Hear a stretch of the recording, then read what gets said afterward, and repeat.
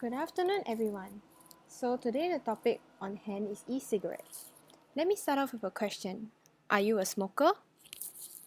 Given the increasing awareness people have about the ills of smoking, many smokers nowadays are plagued with questions. Should they turn to e-cigarettes? Is there less harm caused by it? To vape or not to vape? Conventional cigarettes have been around since 1865, killing many users throughout the years. Lung diseases and cancer are a common sight among smokers. But why? It's the fact that this little stick contains thousands of chemicals, amongst which are carcinogenic agents. According to the World Health Organization, smoking kills on average 6 million people around the world, with more than 5 million being direct smokers and the rest being secondhand smokers. The alternative to this was e-cigarette, and you may or may not know about the existence of this. Simply put, this device is made up of three components, mainly a battery component, the reloadable cartridge holding the flavored liquid, and a vaporizer, which is then switched on and turns the liquid to vapor.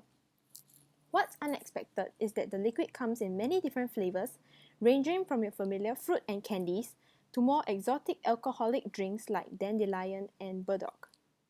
No restrictions on the different tastes you can get from this little handy pocket device.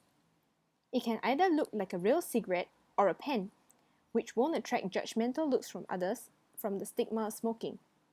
In fact, it might look cool.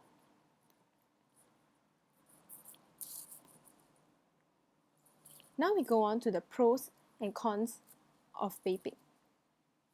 Vaping does not produce secondhand smoke nor the lingering smell like cigarette does, thereby reducing the negative externalities imposed on others standing nearby the smoker, and may lead to higher social acceptance in this new form of smoking. It largely reduces the magnitude of harmful chemicals, mainly tar, a sticky brown residue that damages the lungs, turning them black progressively. Nicotine absorbed through the upper airways and not the lungs. Its huge presence online makes it convenient for smokers to have cartridges delivered to their doorstep.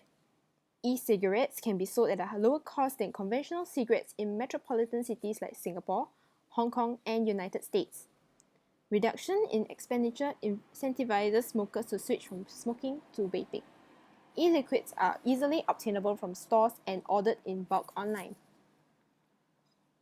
The limitations are that rural areas where internet use is not prevalent and usual cigarettes are more accessible. A solution may be for the government to regulate the sale of these e-cigarettes. Also, a survey has shown that smokers eventually turn back to smoking in the course of using vaping to quit. Another danger will be the possibility of exploding cigarettes, resulting in injuries. Reasons include overheating or careless handling by the smoker. There were a total of 134 reports of e-cigarette batteries exploding between 2009 and 2016, according to Michael Felberbaum, an FDA spokesperson. There are conflicting views on e-cigarettes being a gateway to cigarette smoking, as the main concern of e-cigarettes is inducing nicotine dependence by piquing the interest of teenagers, as it can be bought legally at 18 years old. Peer influence may result in the more disastrous number of people with vaping habits. Cartridges may also be loaded with substances other than nicotine and hence posing health risks.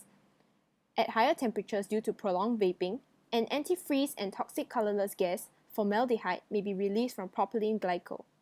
It causes irritation to the eyes, throat, and nose. With the eventual goal of complete independence from nicotine, campaigns and heightened costs of cigarettes may improve the situation. As a conclusion, vaping does seem like a safer alternative to cigarette by containing a lot less harmful chemical compounds and diverts the attention of smokers while also delivering a possibly more diluted version of nicotine.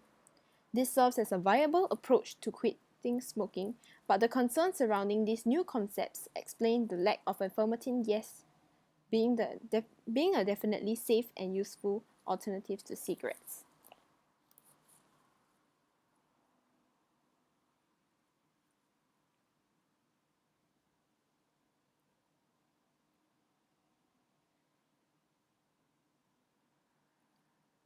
Thank you.